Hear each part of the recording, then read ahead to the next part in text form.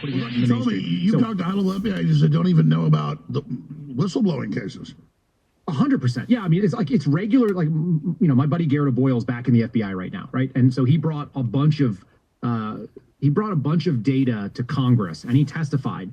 And he's gone back into an office where he's working at, and people there are like, "Hey, man, like, sounds like you used to be in Kansas, and now you're here. Like, that's cool." And they have no idea for the last 3 years he's been sitting on his butt and then basically like throwing grenades into the swamp in Washington. They don't even know who this person is. They're not paying attention to the news. They don't even know this is a super famous FBI. person, especially in their agency. Exactly. And that's what I've gotten from. I'm trying to tell government people, court people.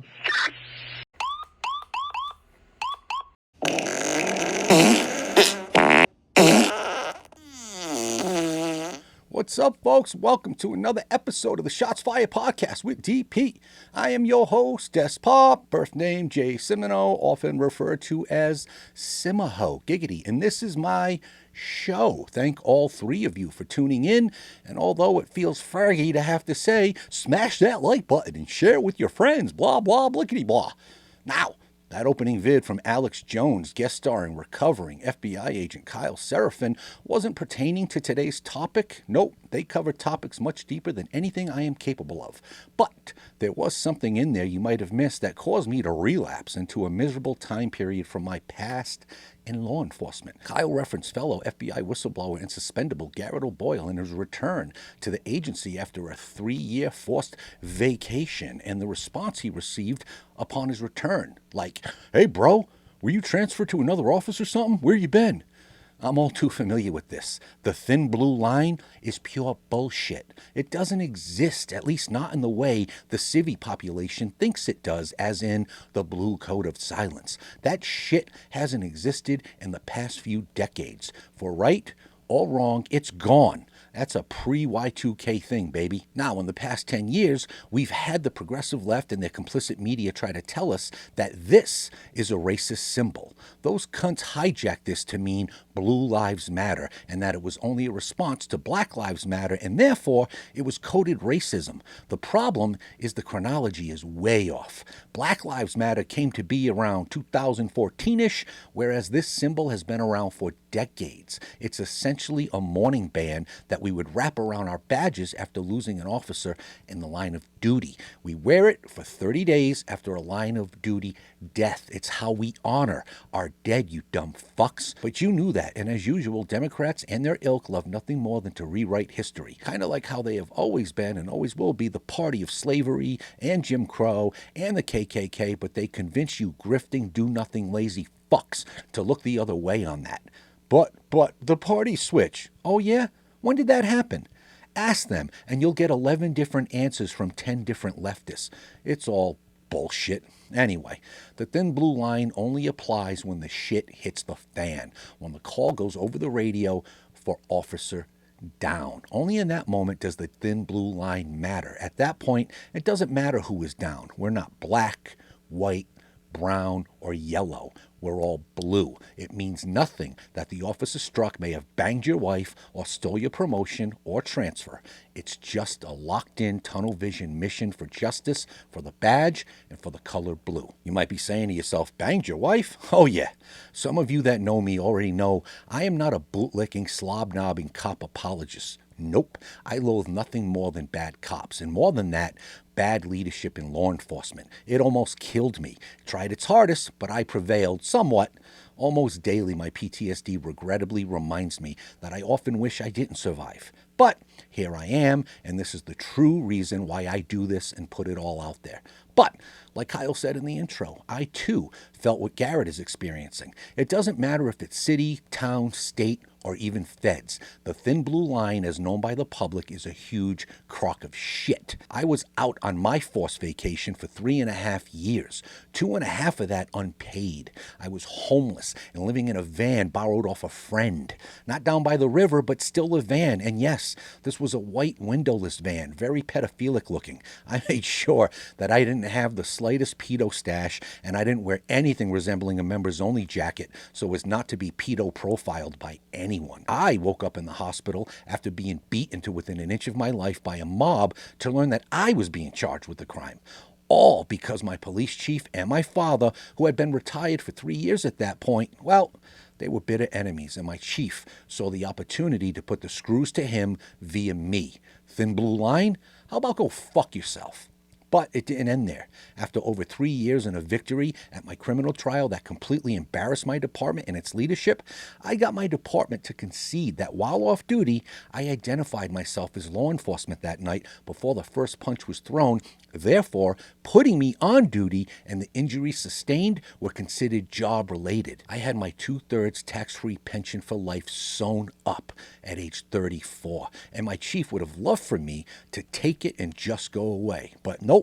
Stupid me, I had something to prove. While my dad climbed the ranks to the number 2 position, he never left the uniform division. I eyed another path. I always wanted to be a major crimes detective. I had no interest in being a supervisor in any capacity. I wanted to actually use my brain to make a difference, and I had just passed the detective's exam and got my gold shield a few months prior to my off-duty incident. I barely got my feet wet, and then I was suspended and put on trial for my life. So I wanted back. I wanted to prove myself. And unfortunately for my current financial situation, I did just that. And because I performed at a high level post-brain injury and PTSD, I couldn't claim injury status when I finally retired after almost 24 years. I totally fucked myself. But what truly sucked was when I returned after 3.5 years. How many guys and gals were like, "Hey, where you been? Were you IOD or something?" IOD meant injured on duty, and many cops would milk that for years, getting their pay untaxed the whole time. We often called it Dr. Summer off, fake an injury, then go on a 30-day cruise while getting paid and not using any accrued sick or vacation time. These motherfuckers were accusing me of using IOD for over 3 years. When I did get injured in the past, I clawed my way back because sitting at home sucked. It was mental torture. My ADHD couldn't handle it. I once had my nose and ankle broken during an arrest, and guys were like, "You lucky bastard." Are you people nuts? They weren't talking about the misaligned nose and my foot pointing in the opposite direction.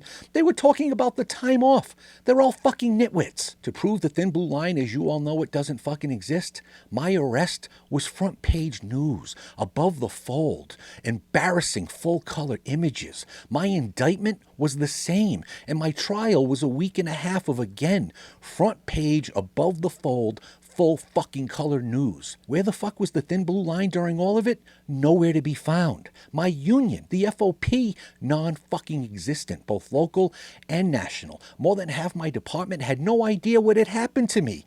And those that did, my friends, never once fucking called, never once checked on me. None knew I was homeless. None knew or cared that suicide dominated my thought cycle morning, noon, and night. Even in my fucking dreams, I would often swallow a bullet. I actually wrote a book about it, available on Amazon, but don't waste your money unless it's burning a hole in your pocket. I published it in an attempt to get my PD to sue me because there were certain things that I wanted out of them under oath that would have been more effective from a defensive position. Why didn't I sue them? Qualified immunity. Doesn't just protect good cops, it also, unfortunately, protects the few scumbags among us. Yep. That's the thin blue line, folks. Every department in America at every level, including the feds, are nothing more than a complete soap opera of bullshittery. And yes, the first person to fuck your spouse will always be another cop. Inside baseball, I know, but that is policing in America in 2026, folks. End of rant. But keeping with law enforcement, it's time for dumb cops. I'm still not ending my hunt for info on this crackhead and dirtiest cop in America, Michael Fanone. Anyone with connections at DC Metro can hit up my DMs. His former PD fucked up when denying me his personnel files, which are open record, period, full stop. Soon, I'll be going after his partner in crime, Harry Dunn, who thinks it's wise to run for a congressional seat with his past and hours of video evidence of him on J6 out there proving that, like Fanone, this fat fuck lied under oath several times. Also, check out this dumb cop in Detroit trying to fire a Detroit PD sergeant for simply cooperating with ICE. Fuck you and your wannabe white hairstyle, you lowlife piece of shit. Now, let's go to where the thin blue line actually matters. It's time for the final call. On this date, February 26, 2021, Reserve Deputy Constable Martinez Melvin Mitchum, 2nd City Court of New Orleans Constable's Office, Louisiana, was shot and killed outside of George Washington Carver High School while escorting a disorderly subject off the property during a high school basketball playoff game. The subject had been denied entry into the game and became engaged in an altercation with a staff member. Deputy Constable Mitchum, who was working a security detail at the game, intervened with the disturbance and escorted the subject out of the building. Once outside, the subject drew a handgun and shot Deputy Constable Mitchum in the chest, killing him. Members of the Orleans Parish Sheriff's Office, who were also at the game, took the subject into custody. Deputy Constable Mitchum served as a reserve deputy constable with the 2nd City Court of New Orleans Constable's Office for 8 years and also served as a full-time police officer with the Tulane University Police Department for 18 months. He had previously served with the Loyola University Police Department. Also on this date, February 26, 1974, Detective Rodney Scott Morgan of the Harris County Sheriff's Office in Texas was shot and killed by a Houston police officer after being mistaken for an armed suspect. Detective Morgan and his partner were working an undercover operation and had gone into a bar at 4356 Telephone Road. Detective Morgan went to the bathroom and after several minutes did not return. When Detective Morgan's partner went into the bathroom to check on Detective Morgan, he found 2 members of the Bandidos motorcycle gang assaulting him with a knife and were in the process of cutting his throat. Detective Morgan's partner fired a shot in the air and then held the 2 subjects at gunpoint. Although injured, Detective Morgan was able to assist his partner in detaining the 2 suspects. Patrons in the bar called the police and reported a shooting, not knowing that Detective Morgan was a law enforcement officer. A Houston police officer arrived at the scene and forced the bathroom door open while announcing police. Detective Morgan turned and also identified himself, but the Houston officer, not hearing him, fired once and struck him in the chest.